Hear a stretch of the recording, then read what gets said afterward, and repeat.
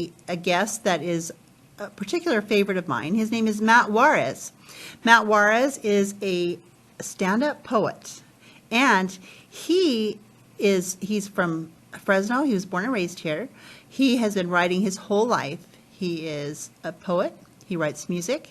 He writes fiction, nonfiction, comedy, and drama. So he's very talented, and he has quite a bit to share with us, some knowledge and some experience. And I would like to introduce to you now at this time, Matt Juarez.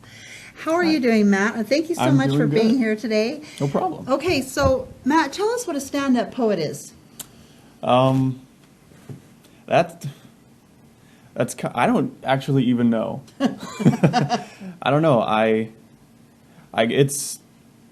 go up and I write poems that are meant for the stage. They're meant to be performed for people, and I just try to slip in some sarcasm and irony and Cool. a little bit of a sense of humor. Oh, that's cool. Very cool. Because I always when I started doing poetry, I kind of went up realizing that poetry is a very niche market. People like it, but it's not very big. And Right. I try to show people, well, no, it's not just writing about, nature, and it can be fun. Yeah. It can have a sense of humor to it. Okay, so you say that you have been writing since you can remember. Yeah. Can you tell me what may have inspired that? Was it something your parents taught you? Was it some exposure to English or someone else? What inspired you to begin writing in the first place?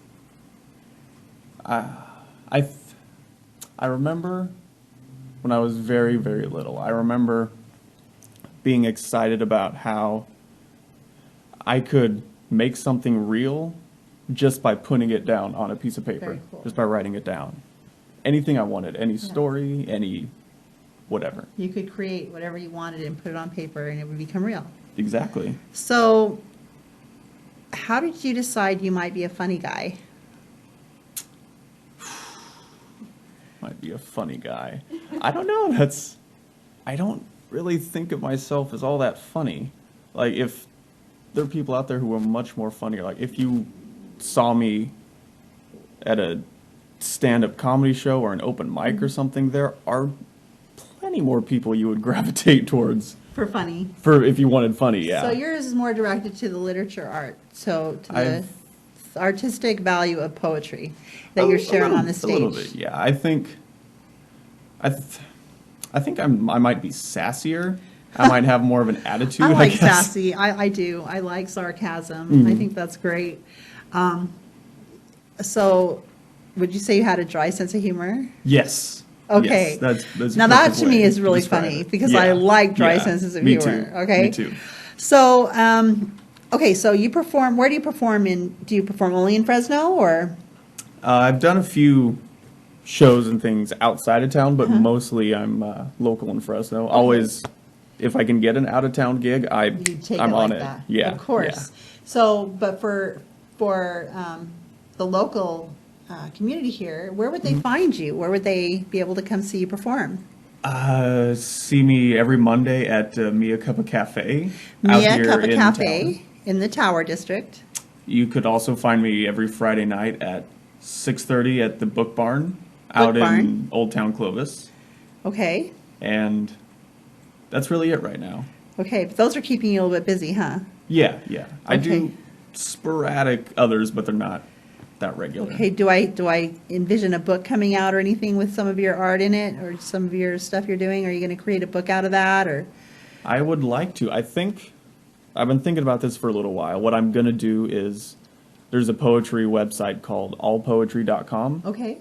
And if you write poetry, you could start your own little profile and you could start posting it, sharing Oh, it with that's people cool. who also like poetry. That's cool. And I want to get that started really soon. I think you should, and I think you should be sure to let us know so we can let our Definitely. audience know so they can follow you because I think it's a great talent that you have. I'm really excited. So, would you like to share with us your talents or? Yeah. Okay, so we're going to go to commercial right now, and when we come back, I'm going to have Matt Juarez share with us his poetry abilities. Welcome back to the Patty Sadler Show. Again, I want to welcome Matt Juarez, who's going to share with us his stand-up poetry. Take it away, Matt. All right, thank you. This first one I'm going to do is called Reading Poetry for a Live Audience. And it was one of the very first ones I wrote when I started performing it live. My skin tingles, the hairs on my neck stand upright. Electric warmth washes over my face and descends, coursing through my arms, chest, and legs. No matter how many bottles of water I drink, no matter how many lozenges I take, my throat remains dry and my voice cracks every time I try to speak. All I can think about is, am I insane? What gives me the nerve to think that I have what it takes to stand in front of an audience and share thoughts, feelings, urges that not even my closest friends know about? What gives me the right to think I deserve any of their time and attention? This is madness. This is psychosis. It's nerves. It's cold sweat on your neck. It's warm droplets sliding down your chest. It's lightning in your stomach. It's tapping your foot while you wait for the host to call your name. It's the tremble in your hand as you reach for the microphone. It's the scratch in your throat that you just can't swallow. It's the twitch in your smile as you introduce yourself to the crowd. It's standing up to an audience that has no loyalty to you, no reason to like you. It's looking out into an ocean of crossed arms and narrowed eyes, trying to hijack the attention of an overworked and under-caffeinated audience. It's a battle that nobody wants you to win. Everyone loves a train wreck, especially if it happens on stage in front of a hungry crowd. But still, whether I'm confident or not, whether I'm prepared or not, regardless of whether or not I have the energy to pull myself up from this cozy, anonymous chair, I have to step up to the microphone and face this audience. Night after night, whenever I can, I have to return to the stage for more abuse. Because the stage is a possessive lover, and she likes it best when you're on top.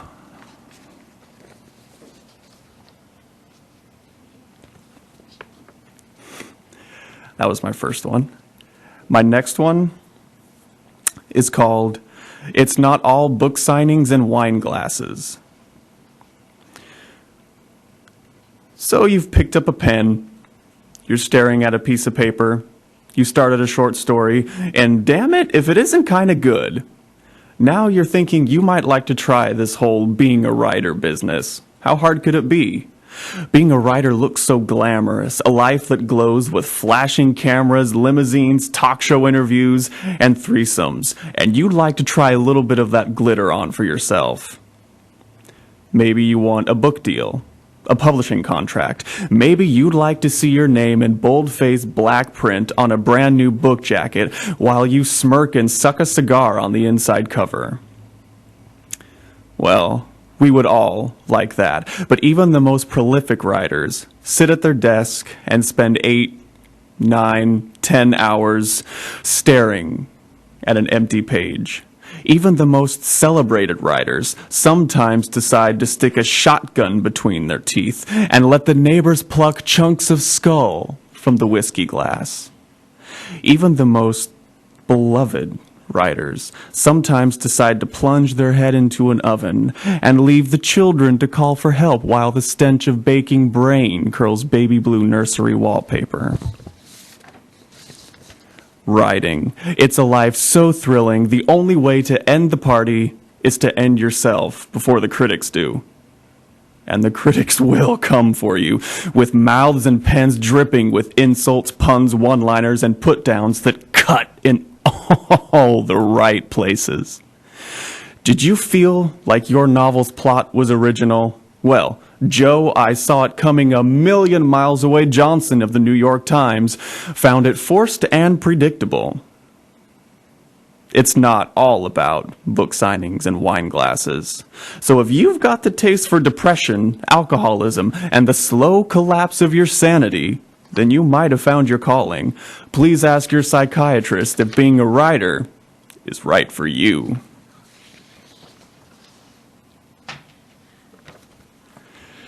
Thank you. I've got one more, and it's a two-parter. And the first part, I've taken a couple poetry classes, and the first part is a poem that I turned in for one of those classes to be workshopped at Fresno State.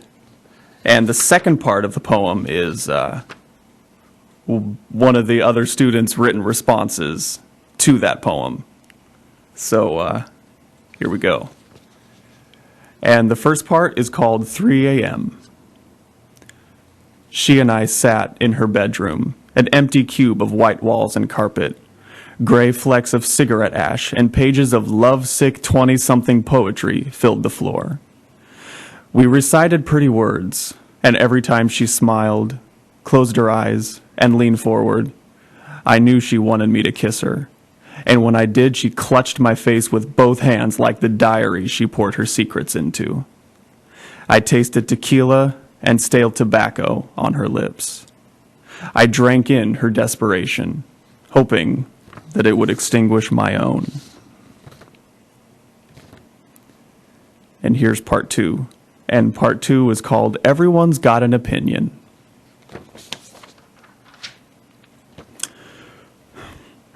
Dear Matt, I read your poem, 3 a.m. I thought it was a very charming little poem about artsy 20-somethings, but I also found it safe and restrained. I wanted you to give me something sexy. If you're going to make the rest of the class read one of your poems, at least make it exciting. What's so interesting about a couple of 20-year-olds drinking and reading poetry to each other?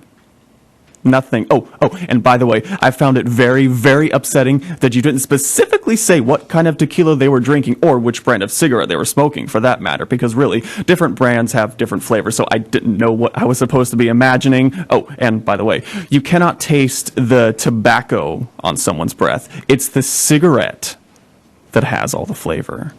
Anyway, just something to consider for future revisions.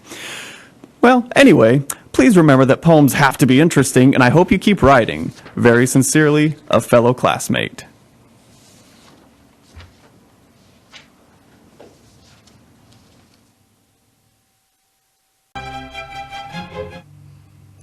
Welcome back to the Patty Sadler Show. I have with me here Matt Juarez, who just performed for us some of his poetry. Amazing writing skills you have, my friend. Thank you. You are such an artist. Thank you. I'm so excited that you shared with us your abilities and your talents on the show today. Look, people, this guy is an entertainer. If you would like to book him for an open mic night or for some kind of a presentation, please feel free to contact him. We're going to find you on Facebook at Matt Juarez, correct? Yeah. And we have a phone number for Matt. It is 559-213-7231. Again, 213-7231. Give this guy a call because he is a name that you're going to be noticing in the future.